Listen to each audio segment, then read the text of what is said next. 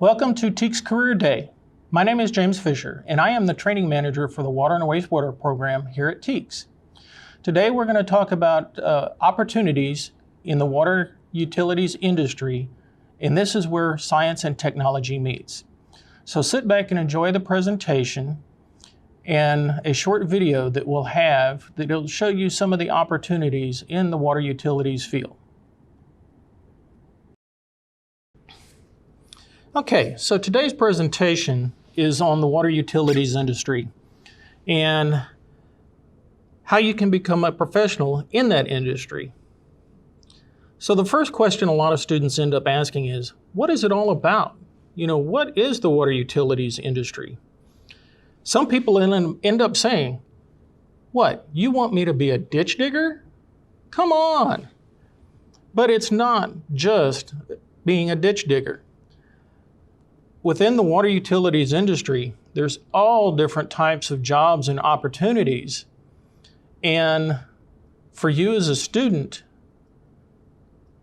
the bounds are limitless. It's just based on what your imagination can end up being. And so I ask you, what do you think are the opportunities within the water utilities industry? So think about that for just a moment.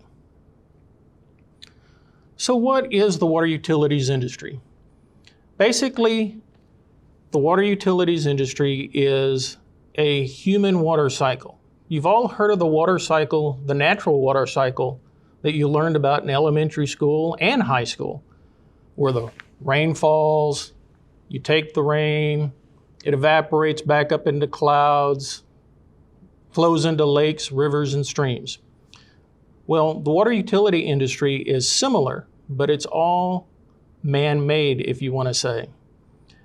We take the water from lakes, rivers, and streams. We store it in lakes and reservoirs. We also get water out of the ground via wells. Then we take that water and we treat it at a water treatment facility. The water is then stored in elevated storage tanks or ground storage tanks. And then that water is piped through a distribution system that comes to all the businesses and homes that are served by the utility. You then take that water from the tap, drink it, cook with it, bathe with it, whatever. And then, once you've used it, it goes down the drain. And in turn, that water goes through another series of pipes and manholes and another conveyance system, and it takes it to a wastewater treatment facility where the water is treated to a state that it can be returned to the environment.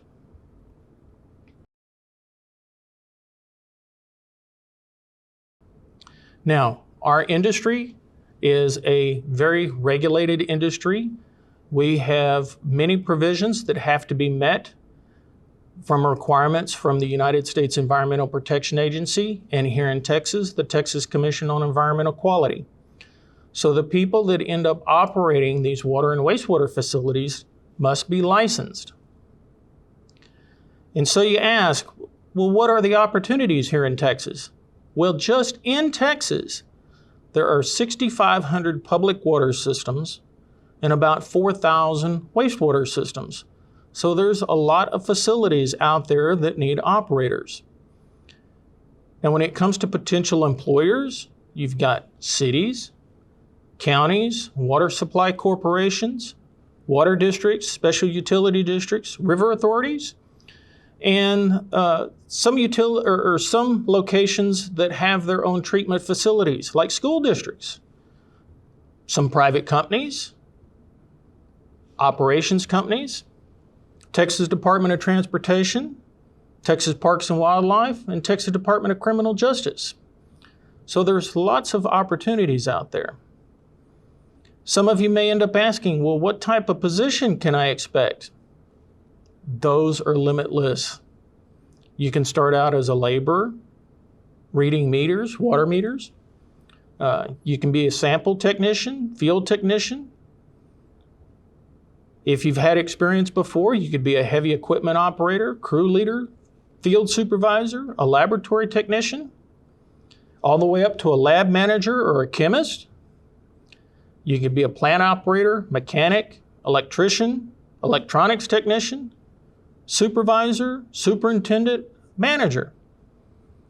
There's other related fields. You could be an IT professional, accountant, engineer, customer support, admin support, even an attorney.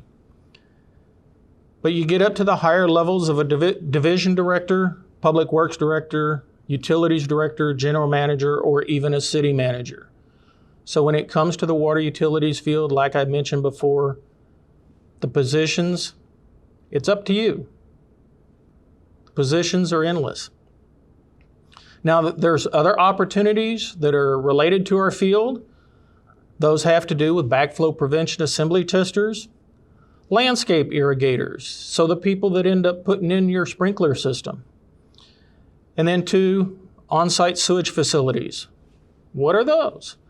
Well, that's the folks that end up installing or regulating facilities that have septic tanks. So some of you may be in rural areas, and that's the industry that takes care of that. And those folks also have to be licensed, so there's opportunities there. Now, what are the advantages for working in the water utilities industry?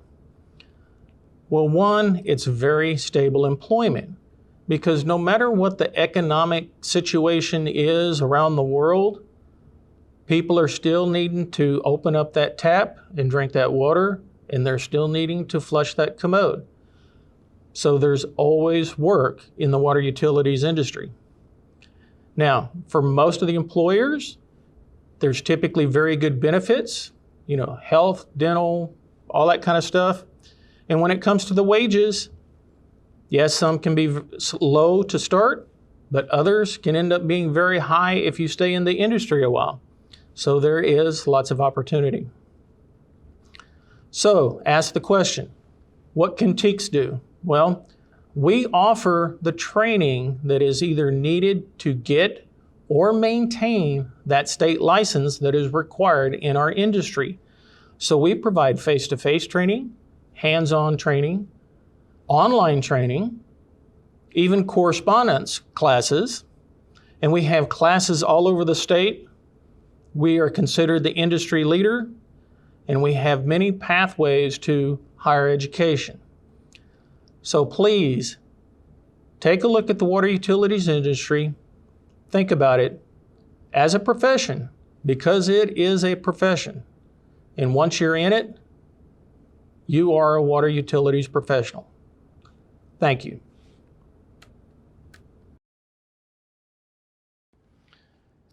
Welcome to Texas A&M University's wastewater treatment plant. The first structure here is called the intake structure. It has many components, and each is controlled by the operator. The first main structure is the bar screen.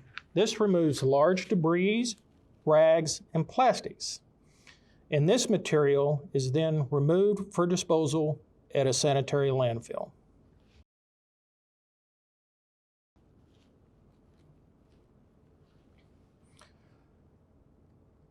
Once through the bar screen, the water moves through a channel, and eventually air is added. And the water is slowed down so fine inorganic materials can settle out. This is what is called grit removal. Both the bar screen and grit removal are called preliminary treatment. To ensure compliance with regulatory agencies, the operators take samples at both the incoming and outgoing water and analyzes these samples for various parameters. The next step in the process is called primary treatment. The water will flow into what is called a primary clarifier. The water will flow into a tank and be allowed to slow down. The heavier organic material will settle to the bottom, and the rakes you see direct the sludge to a hopper for removal.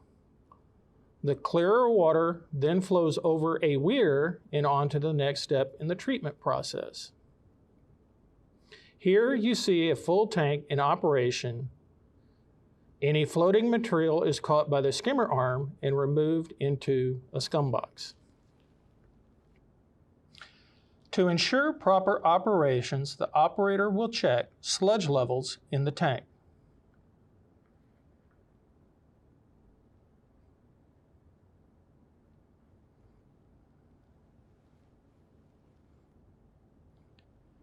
Here you have a motor control center where the operator can turn on and off any piece of equipment in the treatment plant.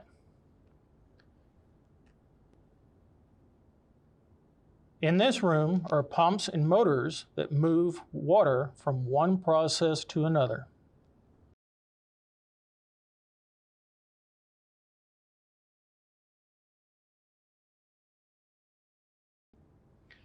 Now begins the secondary treatment process. These are the aeration basins. This is where water gets treated by natural processes. Microorganisms take and use the incoming waste material and use it for food. The aeration adds air and provides the microorganisms with the proper environment for them to do their job. Here you see an empty aeration basin. In the bottom of the tank are diffusers. This is where the air is added.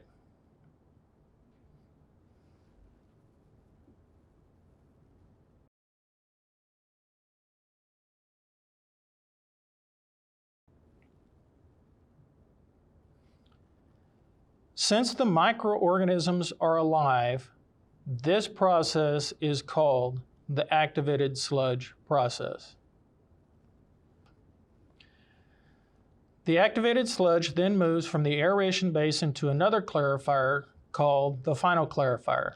This is where the sludge settles and the clear water overflows the weir. Here again, the operator will ensure operational efficiency by taking various measurements.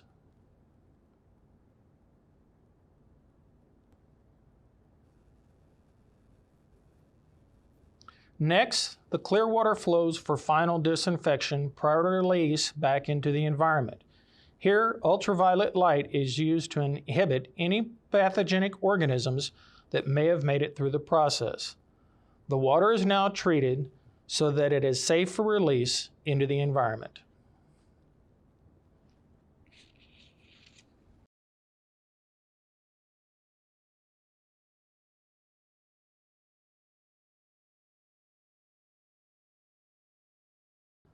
The last step in the process is the water flowing through a Parshall flue, which is a flow measuring device.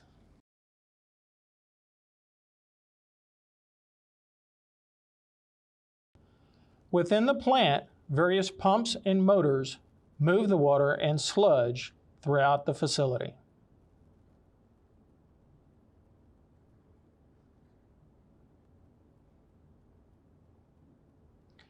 The following are various shots of the tanks in normal operations.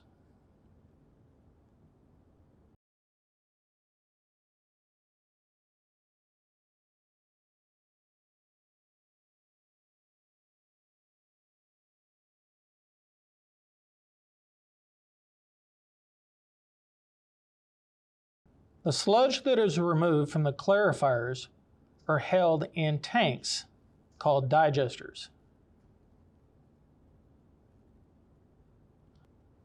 The digesters further treat the waste to a safe state, and the liquid sludge is then pumped to a truck called an interrogator. It will take and apply the liquid sludge onto farmland as a soil enhancer or fertilizer. Here you see the operator in the control room of the facility, where they can monitor and control almost every step in the process by computer. The laboratory technician is an integral part of the process. They take various samples and analyze them for compliance with permit parameters. One important analysis is conducting a microscopic analysis of the activated sludge. The technician can see the types, population, and health of the microorganisms and determine if any operational changes need to be made. Together, these professionals ensure proper operation of these facilities and ensure that we have clean water for the future. Again, thank you for your time in watching the presentation on water utility operations and the careers that you could end up having. For more information, get with your teacher or your counselor or visit the TEKS website, which is teks.org/water. Thank you and have a great day.